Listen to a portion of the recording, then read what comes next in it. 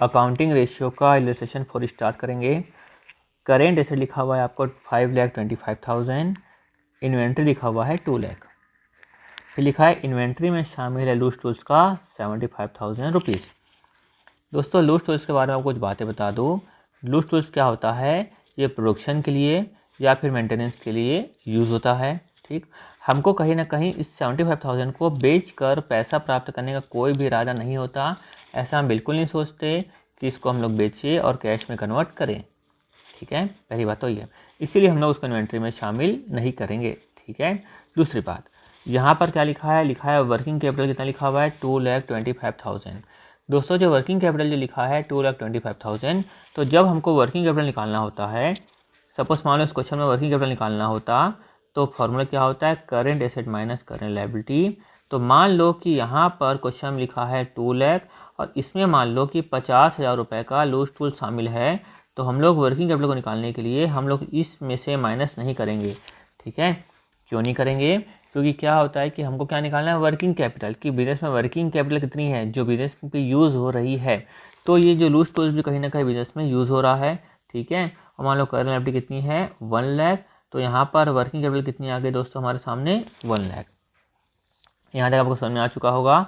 ठीक है, तो इसलिए हम लोग का अगर किसी भी तरह से करेंट एसेट और करेंट लायबिलिटी की बात करते हैं हम लोग, तो हम लोग का किसी भी तरह से इसको बेचने का इरादा नहीं होता है। तो इसलिए जब हम इसको रेशियो निकालते हैं 2:1 का, जब रेशियो निकालते हैं तो उसमें हम लोग यहाँ पर लूज टूल्स को शामिल नहीं करते, यानी कि हम लोग इन्वेंट्री में से क्या करेंगे, लूज टूल्स को माइनस कर देंगे।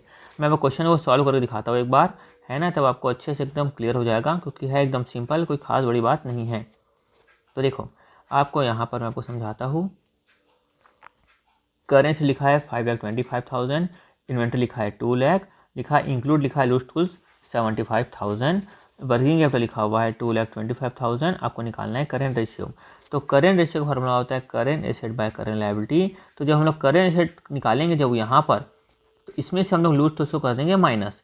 तो 525 माइनस करेंगे हम लोग 75, तो यहाँ पर हमारा आ जाएगा, दोनों को माइनस करने के बाद 4,50,000 आ जाएगा माइनस करने के बाद। और हम लोग जब निकालेंगे करेंट लायबिलिटी, फार्मूला क्या होता है, working capital is equal to current asset minus current liability. तो जब वर्किंग कैपिटल जब निकालेंगे तो हम लोग यहाँ से करेंट एसेट में से लूज टूल्स को माइनस नहीं करेंगे। तो करेंट एसेट में कितना लिखा हुआ है 5,25,000 लिखा हुआ है, लिख दिया 5,25,000। ठीक है, और वर्किंग कैपिटल कितना लिखा है 2,25,000, यहाँ पर लिख दिया मैं 2,25,000। तो इसमें से 525 में कितना माइनस करेंगे कि 225 आएगा, माइनस करेंगे 3 लाख। ये आ गया दोस्तों हमारा बैलेंस। तो 3 लाख जो था उसको हमने यहाँ पर लिख दिया करेंट लायबिलिटी में 3 लाख। तो क्या हो गया हमारा 4,50,000, 4,50,000 डिवाइडेड बाय करेंगे हम लोग 3 लाख, कितना आया 1.5:1। अब आपको समझ में आ चुका होगा। ठीक है, और जो बोला उसको नोट भी कर लेना एक बार, ताकि क्या होगा कि आपको फ्यूचर में ध्यान रहे कि मैं क्या समझाया था। ठीक है,